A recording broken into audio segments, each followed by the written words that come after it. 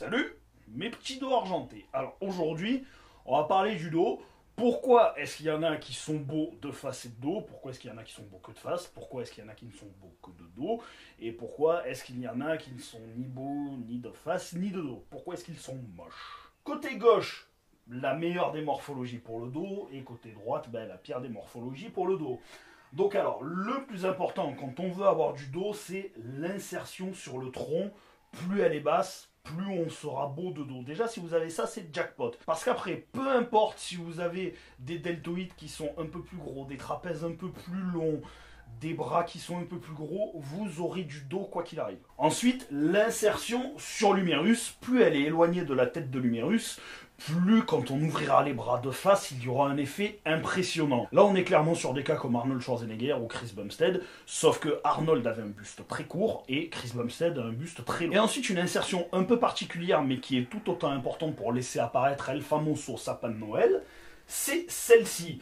Plus elle est haute sur la colonne vertébrale, plus ça laisse apparaître le sapin de Noël, et plus elle est basse, moins on le verra. Là, clairement, on est sur un cas comme Kai Greene, qui a un dos excellent autant de face que de dos, mais cette insertion-là est extrêmement basse, ce qui fait qu'on ne voit rien du tout. Donc là, c'était clairement la meilleure des morphologies.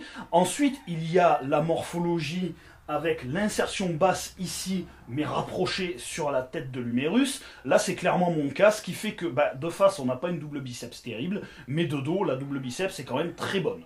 Ensuite, vous avez à mon sens une des pires morphologies pour le dos, c'était le cas de Dennis Wolf, c'est-à-dire une insertion très haute du grand dorsal sur le tronc, mais très éloignée de la tête de l'humérus aussi.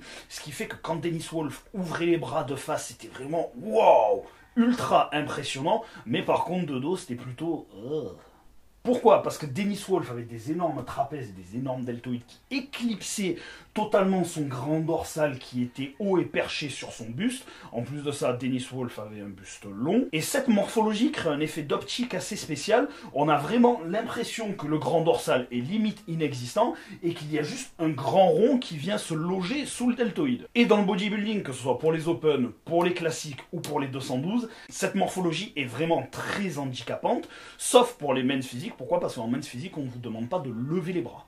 Et ensuite, vous avez la morphologie, donc avec les deux insertions courtes, donc courte sur la tête de l'humérus et haute sur le tronc. Là, on a clairement affaire à quelqu'un comme Ben Pakulski, qui avait des épaules, mais vraiment ultra impressionnantes. Mais que ce soit de face comme de dos, Ben Pakulski avait énormément de mal à faire ressortir son dos. Mais je reste persuadé que si on s'y prend suffisamment tôt avec un entraînement vraiment adapté à cette morphologie, on peut vraiment arriver à développer le grand dorsal. Et au moins, c'est un physique qui reste autant équilibré de face que de dos. Mais concrètement, si vous n'êtes pas fait pour avoir un grand dorsal très développé, la seule catégorie en bodybuilding qui vous reste, c'est les men's physiques avec les shorts. Alors vous l'avez compris, quand on parle de développement du dos en général dans le bodybuilding, on parle du grand dorsal. Parce que le deuxième muscle qui est souvent sollicité, c'est le grand rond, mais le grand rond est vraiment tout petit. Il vient se loger en fait juste en face du grand dorsal, et ces deux muscles n'ont absolument pas du tout la même fonction. Donc les conflits morpho-anatomiques, les muscles qui peuvent freiner le développement du grand dorsal, c'est trapèze et deltoïde. Parce que forcément, si vous n'avez pas de grand dorsal, la nature a équilibré d'un autre côté, elle vous a donné des gros trapèzes et deltoïdes. Et si vous avez des humérus courts, en général, vous avez des gros biceps, et ça aussi, ça peut être un frein au développement du grand dorsal, un petit peu comme les triceps pour les pecs. Bon, déjà, dans un premier temps, si vous avez du mal à recruter votre dos, et si vous avez un point fort biceps ou un point fort avant-bras, utilisez des sangles. Et quand vous mettez vos sangles, tenez-les comme ça, pas comme ça. Parce qu'en les mettant de cette manière, en les tenant de cette manière, vous allez court-circuiter le grip de l'avant-bras et un petit peu le travail du biceps. Ensuite, quand on n'arrive pas à sentir son dos, à recruter son dos, on vous dit tout le temps, faut tirer avec le coude. Bon alors ça veut absolument rien dire. Pour comprendre comment recruter un muscle, il faut savoir à quoi il fonctionne. Le but du grand dorsal, c'est de faire ça. C'est l'antagoniste du deltoïde qui, lui, aide à monter le bras. Il faut se focaliser sur un mouvement de rotation et non pas sur un mouvement de tirage comme ça. Ça, c'est le travail deltoïde, grand rond, rhomboïde, etc. Donc, c'est absolument pas ce qu'on veut. Nous, ce qu'on veut, c'est avoir ce mouvement de tirage comme ça. Ensuite, pour sentir encore plus le grand dorsal, veillez à garder le coude le plus proche possible du corps. Et pour accentuer la contraction, penchez-vous du côté là où vous voulez tirer. Essayez chez vous, vous verrez, la contraction n'est plus du tout la même. Après, pour ceux qui ont un point fort biceps, veillez à tirer maximum à 90 degrés, comme ça. Parce que si vous tirez comme ça, vous allez être sur un travail de biceps et sur un travail du deltoïde en plus. Pour les exercices de tirage verticaux, n'ayez pas peur de vous servir de la dynamique du mouvement. Je vous mets un exemple en vidéo, ça n'est absolument pas triché. Pour tout ce qui est tirage vertical, ça sert à étirer à la fois le grand rond et le grand dorsal, donc vous jouez sur 2 tableaux, et ça vous aide à avoir une bien meilleure contraction. Ensuite, une chose extrêmement importante, tous les mouvements qui sont sous la parallèle du sol, vous oubliez. Pourquoi? Parce que ça va se transformer principalement en exercice pour l'arrière des deltoïdes et pour les trapèzes.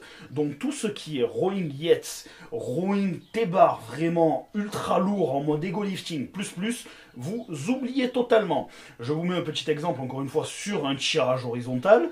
Dès que je me mets à me pencher un peu plus, il suffit pas beaucoup, 10 ou 15 degrés, on voit que les trapèzes interviennent beaucoup plus. Même si je n'ai pas de mal à sentir mon grand dorsal de cette manière, sur quelqu'un qui a un gros point fort trapèze et deltoïde postérieur, vous allez flinguer totalement le travail du grand dorsal. Et pour finir, comme vous vous en doutez, quand on n'a pas la bonne morphologie pour développer un muscle, les exercices et les variantes d'exercices qui sont vraiment productives ne sont pas nombreuses. Donc vous allez devoir vous cantonner à beaucoup d'unilatéral et à beaucoup de prises neutres. L'unilatéral pour justement éviter la suractivation des trapèzes et des rhomboïdes, et la prise neutre, eh bien, pour ceux qui ont un point fort biceps, ça évitera de faire surintervenir les biceps. Je vous ai fait un plan d'une séance très classique qui marche pour tout le monde quand on a un point faible dos. Vous vous en doutez, on commence par de la pré-fatigue sur un pullover. Donc alors de préférence un pullover au câble. Pourquoi pullover halter? Parce que déjà un pullover avec halter ou même avec une barre, ça ne fait que 2 variantes et vous allez peut-être sûrement beaucoup plus sentir vos pecs et vos triceps. Faites des tests et essayez de trouver la prise qui vous convient,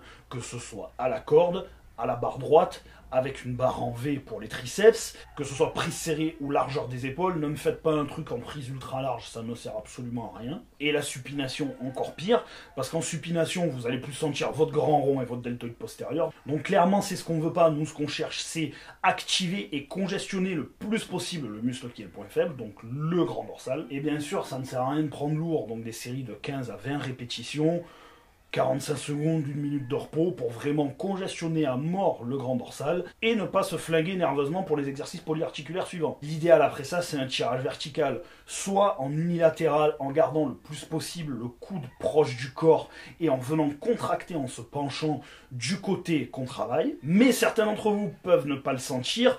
Alors optez plus pour un tirage à 2 mains au triangle serré ou au triangle prise large. Voire même peut-être pour ceux qui ont les bras vraiment courts et des gros biceps, la barre parallèle prise large. Et bien sûr, là, ça ne sert à rien de prendre lourd parce que le but, c'est de développer le plus possible votre sensibilité à recruter ce muscle. Ensuite, un tirage horizontal unilatéral, dans le meilleur des cas, pareil, en prise neutre, et venez vraiment contracter en vous penchant du côté que vous travaillez. Vous allez voir, les sensations sont vraiment d'un autre monde. Pour ceux qui ont des longs bras, vous pouvez le faire avec un triangle serré, et pour ceux qui ont des bras plus courts avec un potentiel point fort biceps, bien sûr, un triangle plus large pour avoir une meilleure amplitude et une meilleure contraction. Et si jamais il vous reste un peu de gaz, vous pouvez faire 2 séries d'une machine en rowing unilatéral, et là votre dos sera vraiment pulvérisé. Alors pourquoi je n'ai pas mis les tractions? Parce que les tractions, la plupart du temps, à moins d'être très fort, on ne travaille pas que le grand dorsal. On sent les biceps, on sent les deltoïdes, etc. Donc ça n'est vraiment pas le but. Le but, c'est d'apprendre à isoler le plus possible le grand dorsal, et après, dans plusieurs années, quand vous aurez vraiment développé votre sensibilité, que vous aurez pris plus de force sur ce muscle, vous pourrez peut-être faire des tractions, mais des tractions uniquement prises parallèles, encore une fois, que ce soit serré, prise largeur des épaules ou un peu plus large. Les tractions prise pronation, ça ne fait pas le grand dorsal. Le but du grand dorsal, encore une fois, c'est de faire ça. Les tractions prise pronation, vous faites ça. Et là, on est sur du deltoïde postérieur, du grand rond, même du rhomboïde et du trapèze. Donc, ça n'est pas le but.